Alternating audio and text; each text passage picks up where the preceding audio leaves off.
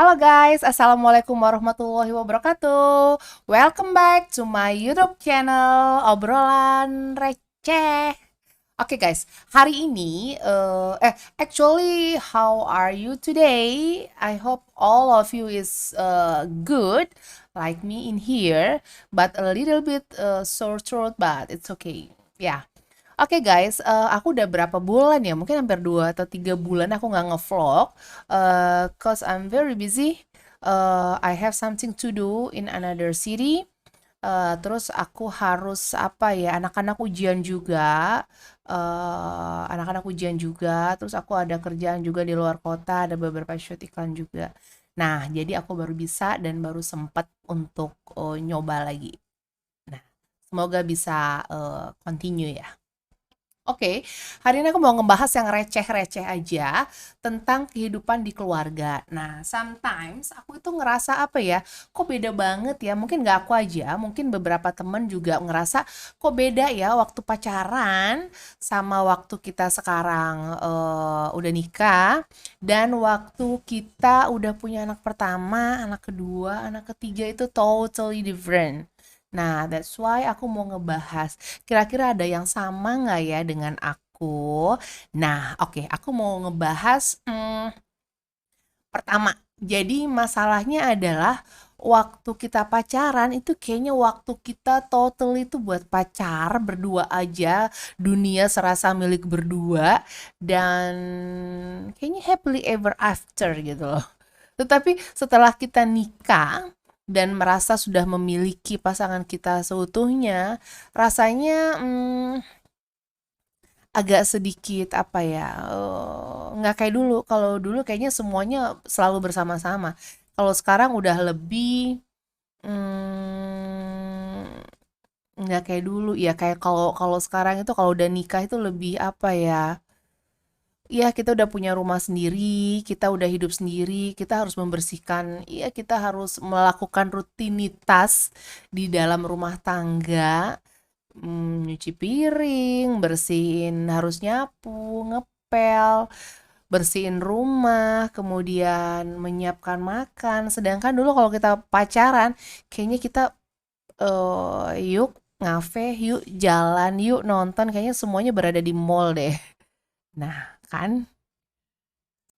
Oke guys, jadi kalau ada orang atau pasangan yang mengatakan bahwa setelah menikah dan setelah punya anak itu kehidupan mereka tidak berubah, sama masih sama dengan waktu pacaran, itu artinya mereka nggak berkata jujur guys. Ya, soalnya ketika sudah ada anak, sudah ada baby, anak pertama, anak kedua, atau anak ketiga, nah itu artinya waktu ibu itu benar-benar tersita untuk mengurusi anak. Nah, jadi kadang-kadang pasangan ini di nomor kesekiankan gitu loh. Jadi yang terpenting aku mengurus anak-anak. Nah, itu terjadi. Nah, itu pun terjadi sama bukan hanya aku tapi hampir semua orang lah ya. Hampir semua orang. Jadi otomatis ketika kita udah apalagi anak pertama ya. Jadi kalau kita udah punya anak pertama pasti semua waktu ibu itu untuk ngurusin anak. Mulai dia bangun, mandiin, makan, ganti popok, kemudian kita bersihin rumah, kita bersihin semuanya, anything at home. Itu menjadi tanggung jawab ibu. Nah, jadi kalau ada yang bilang nggak berubah, mmm, eee, jadi mereka nggak menurutku mereka they're not honest. Oke. Satu, jadi kadang-kadang yang masalah yang terjadi adalah, kita sebagai ibu, itu kadang-kadang kita membenci pasangan kita.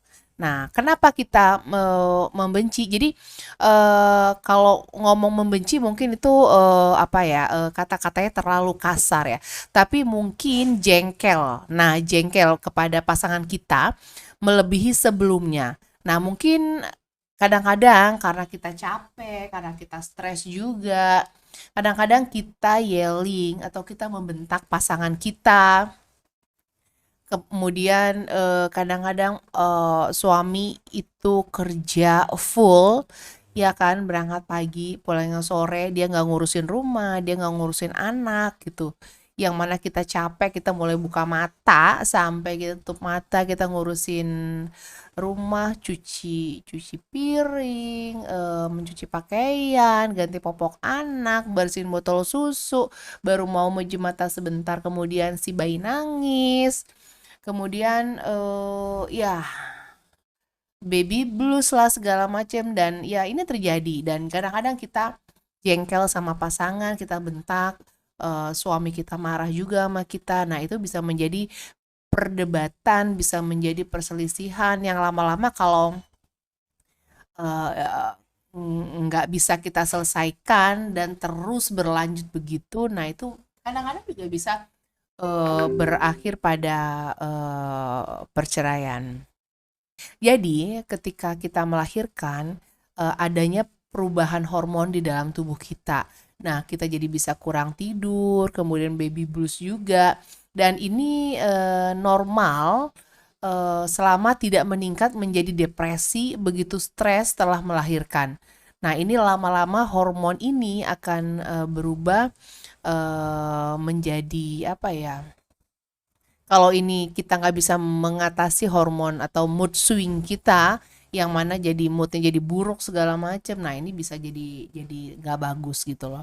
Oleh karena itu kita harus bisa mengontrol dan mengatasi mood kita yang buruk, sehingga ketika suami pulang kantor, kita nggak marah, kita nggak bete, kita jadi ya kadang-kadang kan kita apa ya, eh, mukanya kita merengut terus, cemberut terus gitu. Nah, jadi itu kita harus jaga.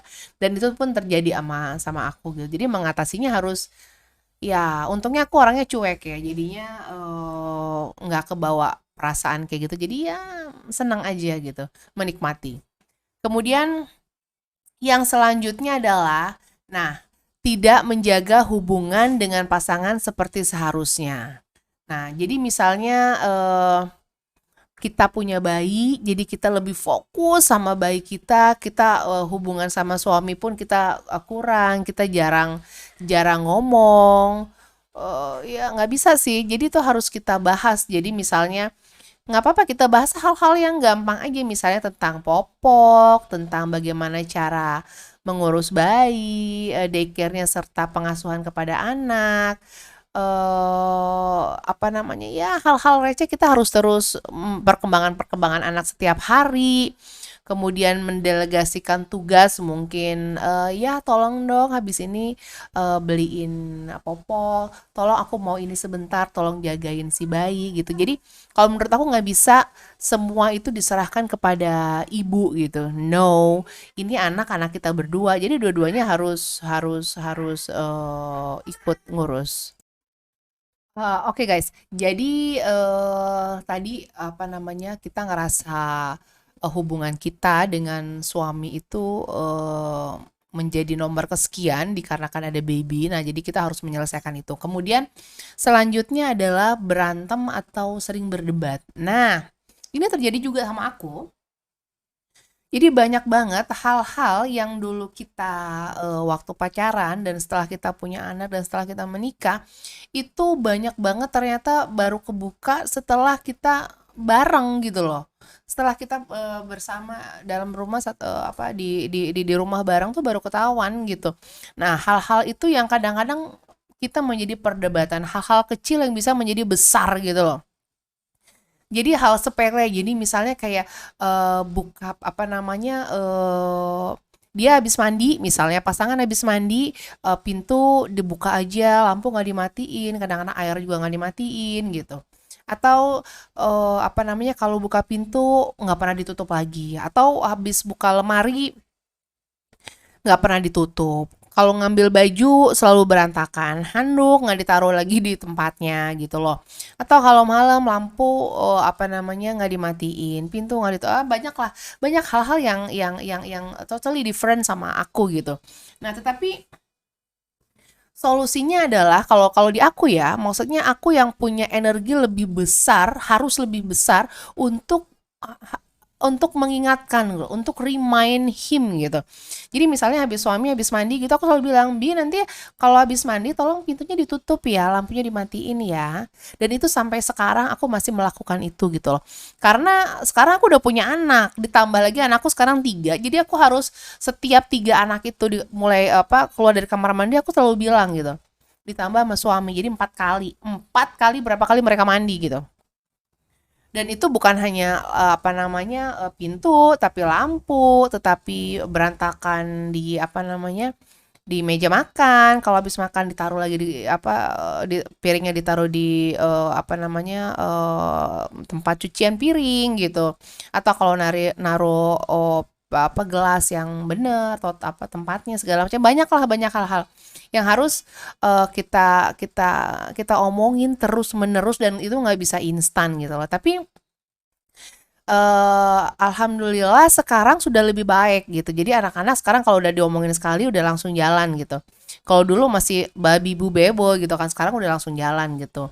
Nah, dan harapan aku adalah semakin ke sini mereka tanpa disuruh mereka sudah bisa sendiri. Tapi itu memang totally harus setiap waktu, setiap mereka melakukan itu, dan itu mungkin aku rasa harus sampai besar ya. Karena itu nggak bisa instan, dan itu harus continue. Nah, jadi ya harus berdamai dengan hal-hal seperti itu sih, harus berdamai bener. Dan kita nggak boleh mengeluh, ya lakuin aja tiap hari gitu, kayak kita makan tiap hari sehari 3 kali, ya ngomonginnya juga begitu gitu. Jadi ya berdamai aja. Awal-awalnya sempat stres juga, cuman sekarang udah enggak. Jadi sekarang udah tinggal, "Bang," ke anak yang nomor satu ya, "Bang tolong ya," karena kalau jadi udah kayak otomatik aja gitu. Jadi kalau anak itu habis mandi, aku langsung ngomong gitu. Dan mereka pun udah dengernya udah biasa. Begitu juga dengan masku gitu. Jadi selalu udah kayak ini aja, udah kayak biasa. Jadi udah kayak remote aja. Jadi kalau habis dia mandi selalu bilang, "Bi, nanti kalau habis mandi pintunya lampu dimatiin semua ya, ditutup ya, jangan lupa ya, thank you," gitu. Kemudian hal-hal apa lagi ya yang selalu didebatkan di rumah itu, misalnya kayak eh apa ya? Kayak oh ya, kayak pendidikan anak juga itu sering banget berdebat, karena kan kayak mau ngelesin ini yang masku pengennya, contohnya gini deh.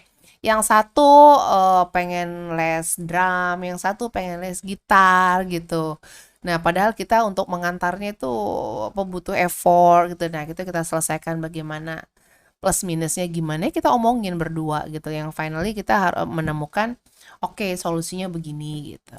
Nah, jadi hal-hal kayak gitu harus kita kita bicarakan berdua, hal-hal yang membuat kita berdebat gitu. Banyak banget lah, banyak kayak masalah mobil juga, masalah attitude, masalah yang kadang masku berpikir bahwa aku tuh terlalu mendikte, aku terlalu otoriter gitu, padahal sebenarnya memang padahal sebenarnya maksudku mendikte itu bukan mendikte dalam arti aku pengen habis ini tuh kerjaannya begini, habis ini, habis ini. Padahal sebenarnya kalau menurut dia, oke guys, gue udah tahu gitu. Nah, tapi kan kadang-kadang kan lupa gitu loh.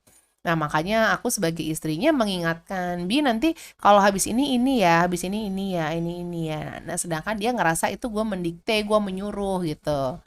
Nah, ya tapi itu dibicarakan. Finally udah, dia udah berdamai dan aku pun sudah berdamai. Jadi kalau dia mendengar begitu udah oke, biasa aja. Oke, gitu.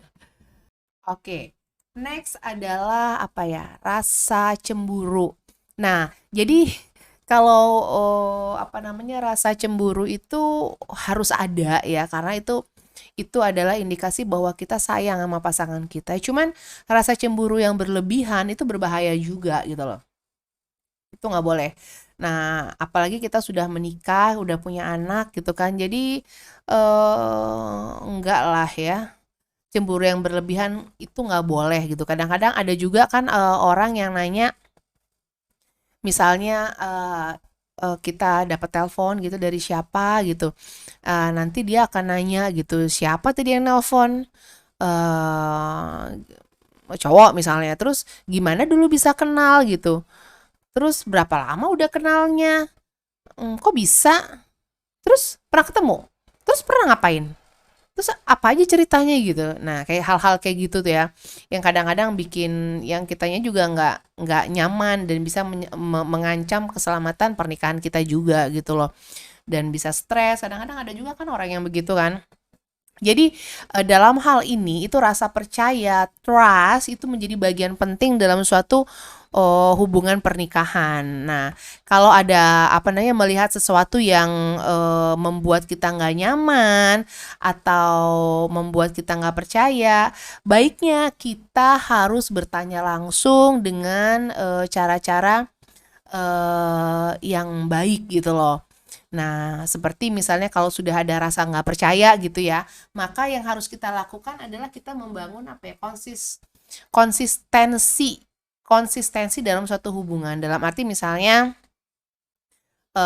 kita selalu ngabarin, "Bi aku mau pergi ya, nanti, aku pulang jam sekian, aku pergi sama nih," gitu. Kemudian tepat waktu, kemudian, melakukan apa, jangan jangan berbohong walaupun itu white lie pada pasangan kita atau orang lain gitu. Kemudian, jangan apa namanya, harus fair kalau kita berargumen, kita harus bisa melihat secara objektif gitu loh. Nah, kemudian apabila kita berjanji harus ditepati, kemudian ya apa ya, melakukan hal-hal yang ritual yang jangan membuat hal-hal yang membuat jadi trust pasangan itu berkurang kepada kita gitu loh. Kadang-kadang memang apa namanya, sometimes, pasangan itu suka juga membuka luka-luka lama gitu. Contohnya misalnya nih, dulu dulu mungkin, pasangan kita pernah selingkuh atau pernah nggak baik gitu loh, dan misalnya sekarang dia pulang terlambat, terus kita langsung nanya, "Kamu pergi ya sama itu ya? Kan dulu pernah juga," gitu. Atau, "Kamu kemana aja? Jangan-jangan." Nah, hal-hal kayak gitu yang, wah pasangan tuh paling benci banget deh gitu loh. Nah, jadi jangan membuka luka lama, jangan mengungkit-ungkit gitu, udah kita melihatnya ke depan gitu. Kalaupun kita ada rasa nggak percaya atau gimana, diomongin yang baik. Misalnya kalau misalnya, nelpon jangan menanyakan hal-hal yang nggak penting gitu, dalam arti misalnya, "Nanti, pulangnya tepat waktu ya, jangan kesini-kesini kayak dulu ya." Terus ini, "Kalau aku telepon kenapa sih, aku telepon kok lama banget ngangkatnya?" Gitu. Dengan ketus segala macem, hal-hal kayak gitu udah nggak usah dilakuin. Jadi misalnya dia dia melakukan hal-hal yang misalnya nggak ngangkat telepon atau lama gitu, "Kenapa ya Bi nggak ngangkat telepon lama? Sibuk Kak atau gimana?" Gitu. Kayaknya gitu deh. Soalnya aku sih nggak pernah sih kayak gitu. Dulu nggak pernah sih, percaya percaya sama pasangan gitu, dan pasangan alhamdulillah nggak pernah melakukan hal-hal yang nggak baik gitu, dan semakin kesini semakin baik dan memperhatikan anak dan istrinya dengan baik. Tapi ada juga sih, yang sifat mungkin ya, sifatnya itu selalu mengungkit-ungkit luka lama. Nah, itu bener-bener annoying dan itu harus di-cut mulai sekarang, nggak boleh. Karena itu buat pasangan itu mengganggu banget, sangat mengganggu. Jadi, hilangkan hal-hal kayak gitu. Kemudian selanjutnya apa ya, apalagi ya? Nah, untuk selanjutnya mungkin kadang-kadang kita hilang kontrol saat marah. Nah, ini juga penting banget nih. Meskipun wajar ya bagi pasangan yang telah menikah untuk saling marah, keduanya harus tetap bertindak seperti yang seharusnya daripada lebih bersikap eksplosif, kita marah-marah. Kemudian kadang-kadang sometimes bisa sampai mukul atau apa namanya, melontarkan, perkataan yang nggak baik gitu. Nah, jadi hilang kontrol pada saat marah ini bener-bener harus ditahan, menahan emosi, menahan apa ya, nafsu kita untuk marah gitu tuh harus bener-bener ditekan gitu. Karena kita, hidup dengan, pasangan apalagi udah punya anak gitu, mereka akan mencontoh apa yang kita lakukan. Misalnya sometimes kita kalau marah gitu misalnya, wah kebun binatang keluar semua, "Goblok kamu gini gini," segala macam, "Mata nggak dipakai," atau gini, "Kamu nggak dengerin, tadi aku ngomong apa, ini aku harus ngulang-ngulang lagi," gitu. Nah, hal-hal kayak gitu deh. Atau kalau sekarang lagi viral mending kita gini ya, "Kamu nanya, kamu bertanya-tanya."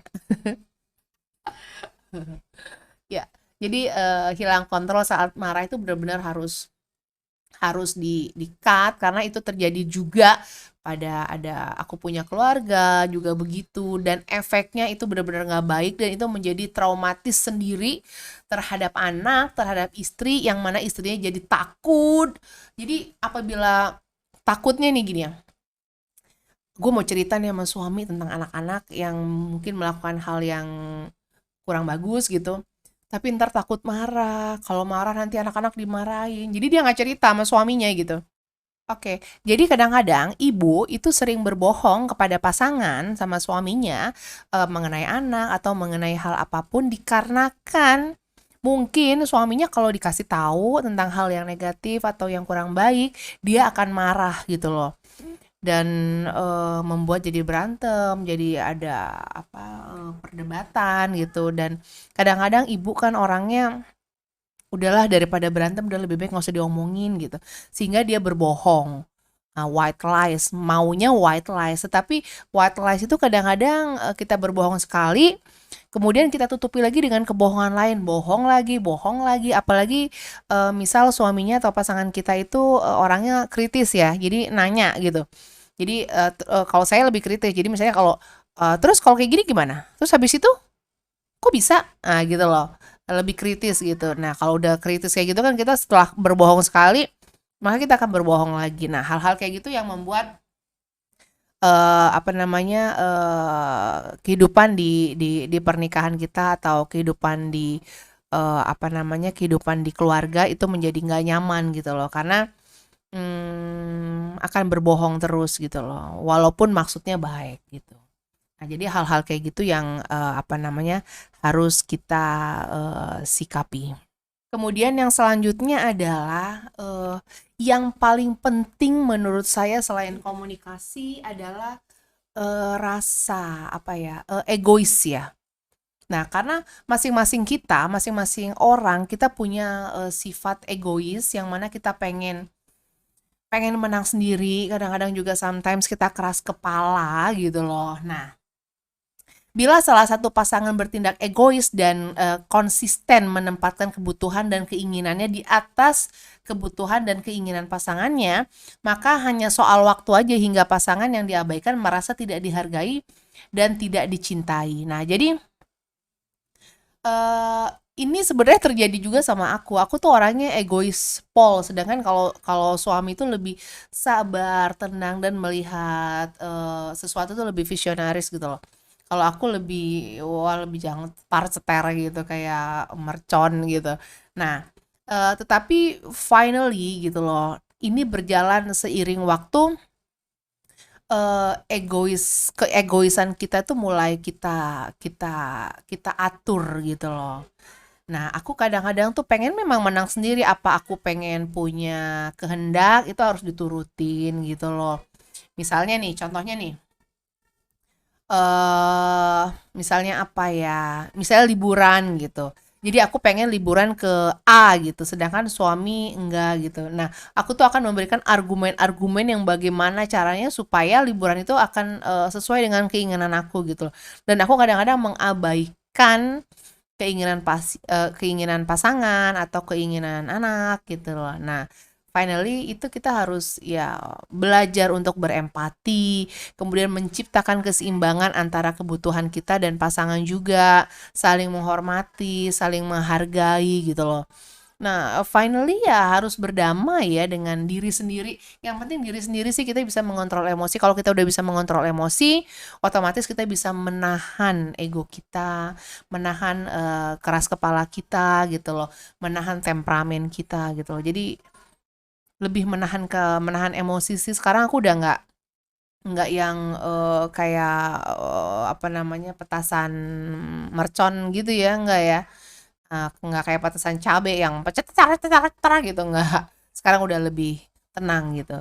Nah, karena dampak kalau kita emosi atau kalau kita keras kepala itu dampaknya panjang, tidak hanya sama pasangan tetapi juga sama anak gitu. Dan jangan pernah kita berantem sama pasangan di depan anak-anak. Nah, itu totally wrong, totally no, big no gitu loh. Karena secara tidak langsung mereka akan mencontoh, dan itu terjadi juga gitu loh di lingkungan aku gitu.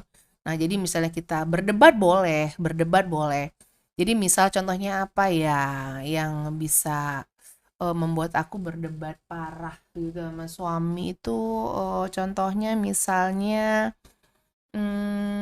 oke, soal mertua gitu misalnya. Soal mertua ya contohnya. Jadi mungkin, kalau mamaku, papaku itu, orangnya tuh lebih ke apa ya, ya namanya orang tua ya, lebih ke kalau punya keinginan ego lah ya, punya keinginan itu harus dilaksanakan pada saat itu gitu. Sedangkan mungkin, mereka nggak melihat kondisiku sekarang kayak apa gitu loh. Misalnya aku lagi harus jemput anak, harus jemput ini, harus ngapain gitu. Sedangkan mereka pengennya sekarang gitu. Nah, maka aku harus mendelegasikan ke misalnya ke suami gitu. Sedangkan mungkin suami lagi sakit perut atau mungkin lagi nggak enak badan atau segala macem gitu loh. Cuman aku lebih, ya maksudnya lebih mementingkan orang tua aku sehingga ayo dong gimana paksain gitu. Nah, padahal sebenarnya aku harus melihat juga kondisi mungkin suamiku lagi nggak enak, lagi gimana gitu. Nah, hal-hal kayak gitu kadang-kadang berdebat gitu loh. Dia kadang-kadang merasa nggak dihargai, merasa nggak dihormati gitu. Sehingga finally aku ya harus harus melihat kondisi. Nggak bisa kita karena itu orang tuaku maka bagaimana gitu. Nah, jadi akhirnya finally untuk masalah itu mencari solusi yang lain gitu. Jadi akhirnya mungkin supir yang disuruh menjemput anak-anak, kemudian aku yang ke rumah orang tua untuk menyelesaikan apa apa yang mereka inginkan gitu. Dan suami mungkin istirahat. Nah, ya tuh banyak lah hal-hal lain banyak banyak banget lah. Nah, kemudian apa ya? Jadi intinya adalah di dalam keluarga kalau menurut saya adalah jadi kalau menurut saya di dalam keluarga itu harus bisa sama-sama menghargai, menghormati, mengontrol emosi dan menahan ego kita. Menahan ego, mengontrol emosi. Itu kayaknya garis besarnya deh. Kalau itu sudah bisa, maka kita bisa membicarakan hal apapun dengan pasangan dan mulai berdamai dengan masalah apapun gitu loh. Jadi kalau sekarang saya ada masalah di rumah tentang anak-anak, tentang keuangan, tentang tentang apapun itu aku udah bisa berbicara dengan baik dengan suami dan anak-anak.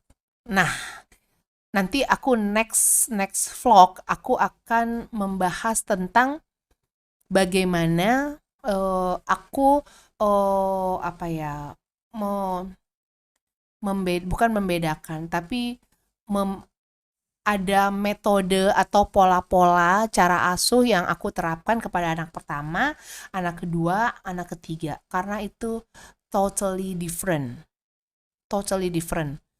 Nah, aku apa namanya, menerapkan metode-metode, belajar, metode-metode apa, cara aku, apa namanya, menyelesaikan suatu masalah.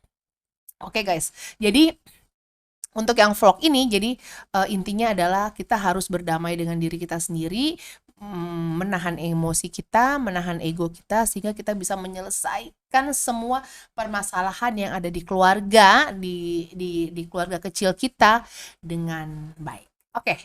Semoga apa yang aku sampaikan mungkin apa namanya apa yang aku jalanin di keluargaku bisa mendapat apa ya, ada mungkin sama juga dengan kamu, sama dengan kalian dan bisa memberikan apa ya, nilai-nilai lebih lah, buat teman-teman.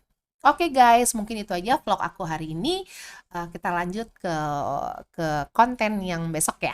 Oke, thank you, bye, assalamualaikum warahmatullahi wabarakatuh.